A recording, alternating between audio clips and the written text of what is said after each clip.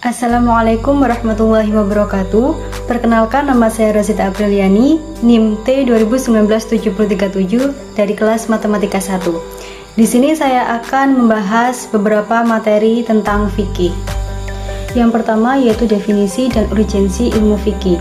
Secara etimologi, fikih itu berasal dari kata faqaha yufaqihu fiqhan yang berarti pemahaman. Sedangkan secara istilah, fikih adalah ilmu tentang hukum-hukum syar'i yang bersifat amali dan digali dari dalil-dalil yang terperinci. Yang kedua yaitu urgensi ilmu fikih. Terdapat dalam dalil syar'i dan realitas. Nah, dalil syar'i ini terbagi menjadi dua, yaitu dalil Al-Quran dan dalil As-Sunnah. Dalil Al-Quran yang membahas urgensi ilmu fikih yaitu Quran Surat At-Taubah ayat 122, dan dalil As-Sunnah salah satunya yaitu hadis riwayat Muslim yang berbunyi, orang yang meniti jalan dalam rangka menuntut ilmu agama, maka Allah akan mudahkan baginya jalan menuju surga. Yang selanjutnya yaitu realitas. Nah, untuk menyeimbangkan antara ilmu fikih dengan realitas yang ada dalam hidup, maka penting dalam mengambil sumber hukum sebagai landasan dalam berkehidupan sehari-hari. Yang selanjutnya yaitu sejarah ilmu fikih dari zaman Rasulullah sampai sekarang. Pada periode Rasulullah, sumber fikihnya itu Al-Quran dan Sunnah. Terbagi menjadi dua periode, yaitu periode Mekah dan periode Madinah. Periode Mekah ini dimulai sebelum hijrahnya Nabi, yang mana pada periode ini hukum yang dibahas itu tidak terlalu rinci. Sedangkan pada periode Madinah itu dimulai setelah hijrahnya Nabi, dan hukum yang dibahas itu sudah rinci dan jelas. Pada periode sahabat, dimulai setelah wafatnya Rasulullah, dan sumber utama hukum Islam itu adalah Al-Quran, Sunnah, Ijma, dan Ijtihad. Yang selanjutnya yaitu periode tabi'in, dimulai setelah berakhirnya masa Khulafaur Rasyidin. Nah, pada periode ini para tabi'in itu berguru kepada para sahabat dan yang masih tergolong dari Khulafaur Rasyidin itu sendiri. Yang selanjutnya periode madzhab, dimulai setelah berakhirnya periode tabi'in, yang mana pada periode ini fikih itu telah mengalami pertumbuhan dan pemurnian yang sangat besar atau disebut dengan era hukum. Yang selanjutnya yaitu periode modern. Nah, pada periode modern ini fikih sangat dituntut oleh kemajuan zaman yang terus berkembang. Materi yang selanjutnya yaitu aliran-aliran ilmu fikih. Ada tiga aliran, ada aliran mutakalimin, aliran Hanafiyah, dan aliran mutaakhirin. Aliran mutakalimin disebut juga aliran Syafi'iyah, yang mana pengikutnya itu ada golongan Malikiyah, Syafi'iyah, dan Hanabilah.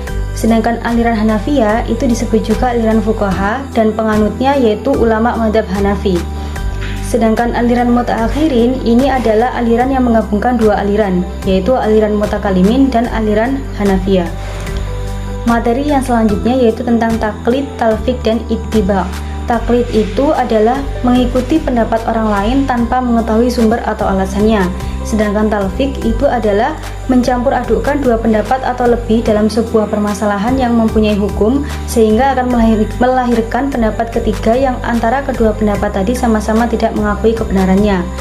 Dan yang ketiga yaitu ittiba. Ittiba ini adalah mengambil atau menerima perkataan seorang faqih atau mujtahid dengan mengetahui alasannya serta tidak terikat pada salah satu mazhab dalam mengambil suatu hukum berdasarkan alasan yang dianggap lebih kuat dengan jalan membanding. Yang selanjutnya yaitu sumber-sumber hukum Islam. Sumber hukum Islam itu ada 4, ada Al-Quran, ada Sunnah, Ijma, dan Qiyas. Al-Quran itu merupakan sumber hukum Islam yang pertama dan utama, merupakan kitab suci terakhir yang berisi firman Allah yang disampaikan oleh malaikat Jibril kepada Nabi Muhammad secara berangsur-angsur. Sunnah itu adalah segala yang diriwayatkan dari Nabi berupa perkataan, perbuatan, dan ketetapan yang berkaitan dengan hukum. Dan ijma itu adalah kesepakatan akan sesuatu, sedangkan qiyas itu merupakan pengukuran atas sesuatu yang lainnya atau penyamaan dengan sesuatu yang sejenisnya. Materi yang selanjutnya yaitu sejarah, perkembangan, dan penyebaran 4 mazhab. Sejarah munculnya 4 imam mazhab itu di awal abad 2 Hijriah hingga pertengahan abad 4 Hijriah. Nah, pada masa ini muncul pengikut yang mengikuti mazhab dan pendapat para mujtahid. Nah, adapun 4 mazhab yang kita kenal saat ini yaitu mazhab Hanafi, Maliki, Syafi'i, dan Hambali. Perkembangan 4 mazhab. Yang pertama, mazhab pada masa Rasulullah itu hanya berdasarkan ijtihad saja. Yang kedua, mazhab pada masa sahabat. Nah, setelah wafatnya Rasulullah, para sahabat itu masing-masing memiliki pendapat dalam menghadapi sebuah masalah. Yang ketiga, mazhab pada masa tabi'in. Nah, pada masa ini tabi'in mulai bermunculan para ulama fikih. Pada masa ini kita mengenal istilah fuqaha al-Madinah. Yang selanjutnya, mazhab periode pembentukan. Nah, pada periode ini muncul banyak sekali imam mazhab yang terkenal dan masih banyak pengikutnya sampai sekarang. Yang selanjutnya, periode keemasan. Pada periode ini bermunculan ulama-ulama besar fikih yang menistakan diri ke mazhab tertentu. Yang selanjutnya, periode kemunduran. Nah, penyebab periode kemunduran ini yaitu faktor penjajahan di dunia Islam dan kurang kuatnya kekuasaan muslim. Yang terakhir yaitu periode kebangkitan. Nah, pada masa ini terdapat ulama yang masih mengikuti empat imam mazhab, tetapi juga ada yang sudah mulai berusaha keluar dari metodologi para ulama terdahulu dikarenakan pertimbangan zaman.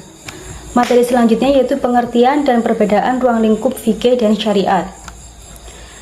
Fikih itu mencakup seluruh perbuatan manusia, sedangkan syariat itu adalah hukum-hukum Allah yang disyariatkan kepada hamba-hambanya, baik hukum-hukum dalam Al-Quran dan Sunnah Nabi, dari perkataan, perbuatan, dan penetapan. Perbedaan ruang lingkup fikih dan syariat. Fikih yang pertama itu bersifat instrumental dan ruang lingkupnya terbatas, sedangkan syariat itu bersifat fundamental dan ruang lingkupnya luas. Fikih itu karya manusia yang tidak berlaku abadi, jadi dapat berubah dari masa ke masa, sedangkan syariat itu ketetapan Allah dan ketentuan Rasulnya sehingga berlaku abadi. Fikih itu jumlahnya lebih dari satu, sedangkan syariat itu hanya satu. Fikih itu menunjukkan keragamannya dan syariat itu menunjukkan kesatuan dalam Islam. Materi yang selanjutnya yaitu fikih dan usul fikih. Fikih adalah ilmu yang membahas tentang hukum syar'i amali yang ditetapkan melalui pemahaman yang lebih mendalam terhadap dalil yang terperinci. Sedangkan usul fikih itu adalah sesuatu yang dijadikan dasar untuk sesuatu yang lain. Jadi usul ini dijadikan dasar dalam fikih. Perbedaan fikih dan usul fikih. Yang pertama, fikih itu membahas hukum dari suatu perbuatan atau perilaku, sedangkan usul fikih itu membahas metode dan proses cara menemukan hukum itu sendiri. Yang kedua, fikih dari segi pengaplikasiannya itu menjawab pertanyaan apa hukum dari suatu perbuatan, sedangkan usul fikih dari pengaplikasiannya itu menjawab pertanyaan bagaimana cara atau proses menemukan hukum. Fikih ini adalah sebuah produknya dan usul fikih adalah sebuah metodologisnya. Materi selanjutnya yaitu riba dan contohnya dalam perspektif 4 mazhab. Riba itu adalah pertambahan harta tanpa adanya nilai ganti yang sama. Dalil keharaman riba ini terdapat dalam Quran Surat Al-Baqarah ayat 275. Contoh riba menurut pandangan 4 mazhab. Nah, di sini contohnya yaitu riba terhadap emas dan perak. Menurut mazhab Maliki, riba pada emas dan perak itu haram pada harganya. Menurut mazhab Hanafi, ilat riba fad ialah jual beli barang ribawi yang dapat ditukar dengan barang yang sejenis. Menurut mazhab Syafi'i, riba emas dan perak terdapat pada harganya dalam artian kedua barang tersebut dihargakan atau menjadi harga sesuatu. Yang terakhir yaitu menurut mazhab Hambali. Menurut mazhab Hambali, haram jual beli barang yang sejenis dengan ukuran 1 kurma, dan mazhab Hambali ini juga sependapat dengan mazhab Syafi'i. Materi selanjutnya yaitu tentang hukum cadar menurut 4 mazhab. Menurut mazhab Imam Hanafi, wajah itu bukan termasuk aurat, jadi memakai cadar itu dihukumi sunnah atau dianjurkan dan bisa juga menjadi wajib jika dikhawatirkan menimbulkan suatu fitnah. Menurut mazhab Imam Maliki, wajah itu bukanlah aurat, jadi memakai cadar itu juga hukumnya sunnah atau dianjurkan dan menjadi wajib jika dikhawatirkan menimbulkan fitnah. Jadi mazhab Hanafi dan Maliki ini memiliki pendapat yang sama. Yang selanjutnya mazhab Imam Syafi'i.